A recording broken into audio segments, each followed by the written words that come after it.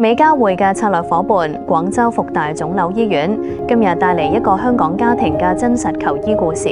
我哋係來自香港嘅，佢係完全冇症狀，就以為係牙周病，後期就不如去香港法國醫院 check 啦，一去咧就話已經第4期全身都有啦，已經係喺私家醫院咧做咗10幾次嘅電療，轉去政府醫院，由第3代唔得啦，年幾啦，食咗之後抗藥，講過用冷凍呢個治療。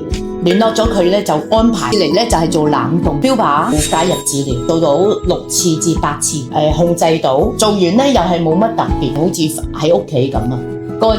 冇壓力，有樣同香港唔同嘅咧，佢係幫你護肝啦，減低個副作用。我哋科室會根據病人嘅情況，為佢哋量身訂造比較個性化嘅治療方案。3C 加 P 模式 ，P 就係代表個性化治療方案。需要醫療團隊根據患者嘅個人情況，量身訂造最適合嘅治療方案。家姐精神好冇啊？好。有冇覺得邊度唔舒服啊？冇啊。Very good。想知多啲關於大灣區體檢嘅資訊，歡迎聯絡美加會。